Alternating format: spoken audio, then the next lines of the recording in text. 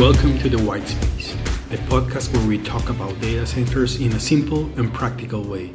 Hello, everyone, and welcome back to The White Space. I'm your host, and wow, we are just so excited to be here for another deep dive. Great to be back. You know, this is actually our 7th deep dive into critical technology.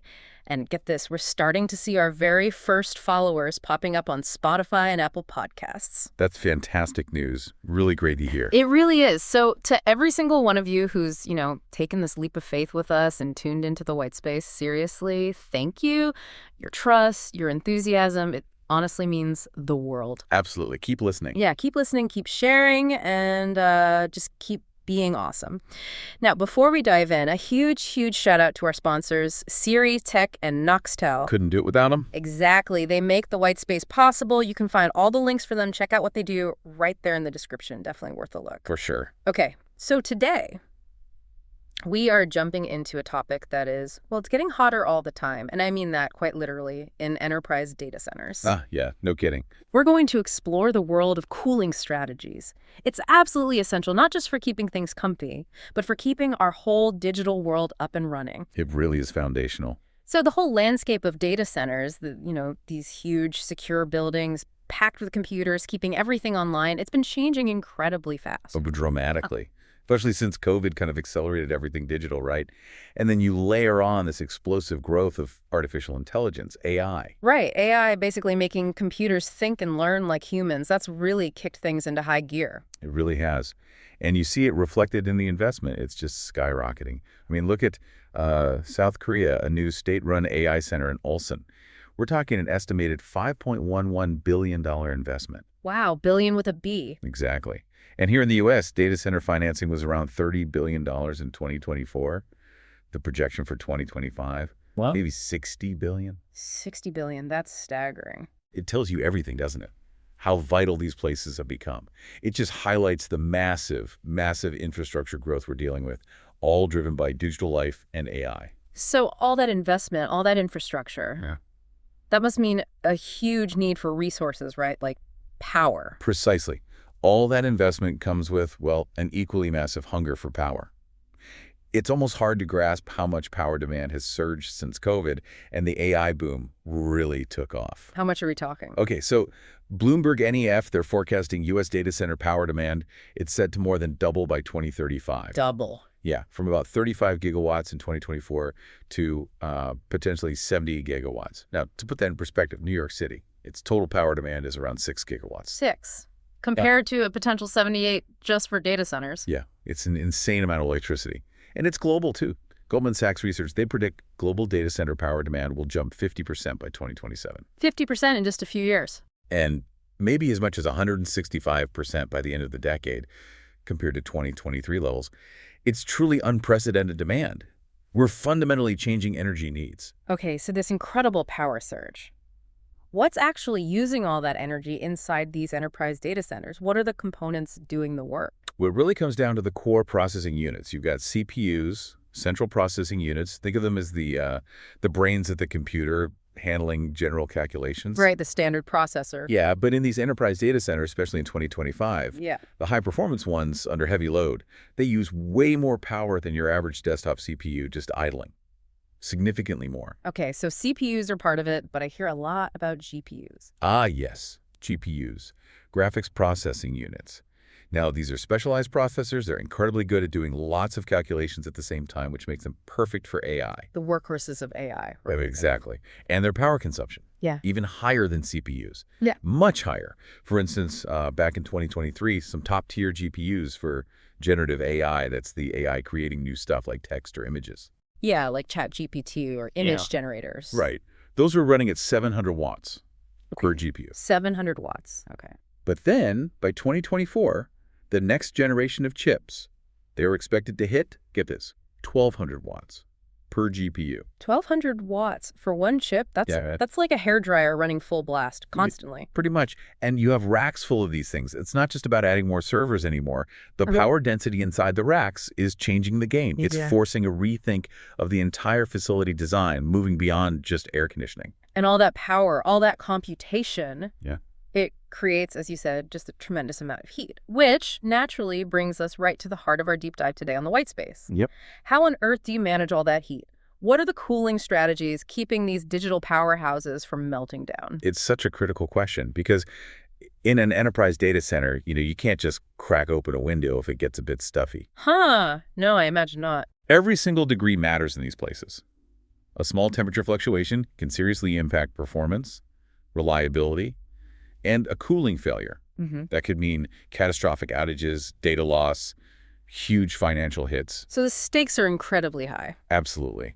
Which leads us to, okay, what are the main ways these facilities actually tackle this intense heat? What are the general strategies? All right, let's get into it. It sounds like there's a whole toolkit they use. Where do we start? What's the most traditional approach? Okay, the most common starting point is definitely air cooling.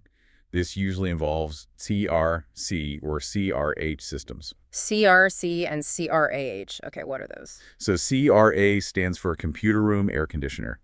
Think of it like a really heavy-duty version of your home AC, using refrigerants to cool the air. Got it, like a big air conditioner. Exactly. Then there's CRH, computer room air handler.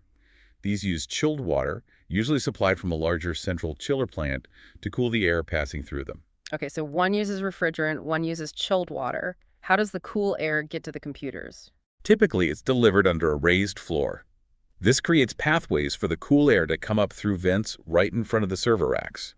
This forms what we call a cold aisle. Cold aisle, right. The servers then pull that cool air in through their fronts, cool the components inside, and expel the hot air out the back to a hot aisle. Okay, so you've got cool air going in one side, hot air coming out the other. Precisely. Yeah. And that hot air is then guided back to the CRA or CRAH units to be cooled down again, and the cycle continues. It's kind of like a meticulously controlled convection oven, but working in reverse to keep things cool. That makes sense. A controlled airflow loop. But you mentioned hot and cold aisles. Yeah. How do they make that even more efficient? Is there a way to, keep the hot and cold air from mixing? Yes, absolutely. That's the next key strategy. Hot aisle, cold aisle containment. This is all about optimizing that air cooling system we just talked about. Okay, containment. So, building walls. Essentially, yes. You create physical barriers, could be panels, doors, even roof sections, to completely separate the hot exhaust air from the cold supply air. You either contain the cold aisle, keeping the cool air focused where it's needed, or you contain the hot aisle, ensuring all the hot air goes straight back to the coolers. Ah, I see. So no accidental mixing. Exactly. Preventing that mixing makes the cooling system way more efficient. You waste less energy cooling air that's already been heated, and you get better, more predictable cooling right at the IT equipment. It's about making that airflow really precise. Okay, that sounds smart for air cooling. But you mentioned those super powerful chips, like the 1200-watt GPUs. What happens when even contained air just isn't enough to handle that kind of intense heat? That is exactly the challenge driving the adoption of liquid cooling. It's becoming increasingly necessary. As the power density on chips keeps climbing, meaning more heat packed into a tiny space, air just physically can't remove the heat fast enough or efficiently enough. So you literally use liquid instead of air. Correct. And there are a couple of main ways to do it. First, there's direct-to-chip cooling. Direct-to-chip sounds descriptive. It is. You attach small cold plates directly onto the hottest components, like the CPUs and GPUs themselves. Okay, like little heat sinks, but with liquid. Exactly. A liquid, often it's water, or sometimes a special dielectric fluid. Dielectric? What's that? It just means it doesn't conduct electricity. So if it leaks, it won't short out all the expensive electronics. Crucial. Ah, very important. Right. So this fluid flows through tiny channels in the cold plate, absorbs the heat directly from the chip, and carries it away. It's much, much more efficient at grabbing heat than air is. Okay. Direct contact makes sense. Is there an even more intense version? Oh, yes. That would be immersion cooling. Immersion, like dunking the servers. Pretty much. Imagine taking entire servers, or sometimes whole racks of them, and just submerging them completely in a bath of that non-conductive dielectric fluid. Wow, seriously. Yeah. Just dunk them. Yep. The fluid is in direct contact with all the components, chips, memory, everything constantly wicking away heat. Think of it like a giant, super efficient liquid bath for your servers. That sounds kind of futuristic, but I guess it makes sense for extreme heat loads. It's definitely gaining traction, especially for those really high-density deployments like big AI clusters. It offers superior heat removal and can sometimes even save space compared to massive air handlers. Okay, liquid cooling is fascinating. What about strategies that maybe leverage, natural processes or the environment more? Are there greener options? There are. One approach is evaporative cooling, sometimes called adiabatic cooling. Evaporative, like how sweating cools you down. Exactly the same principle. It uses the natural process of water evaporation to cool the air. As water turns into vapor, it absorbs heat from the surrounding air, making it cooler. How do they do that in a data center? Are they just misting water everywhere? Sometimes it involves carefully spraying a fine mist of water into the airflow, or perhaps passing the air over pads that are kept wet. The key is controlling the humidity. It's especially effective in dry climates. And the benefit is energy savings. Significant energy savings, yeah. Compared to traditional air conditioning that uses compressors, evaporative cooling uses much less electricity by harnessing that natural phase change of water. Interesting. Okay, so that uses water.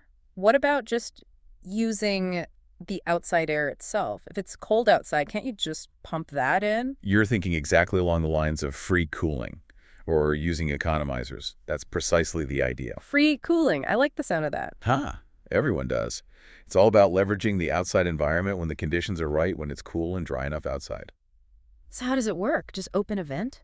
It's a bit more sophisticated than that, Yeah. usually involving filters and controls, but yeah, you can have direct free cooling, where filtered outside air is brought directly into the data center to cool the equipment.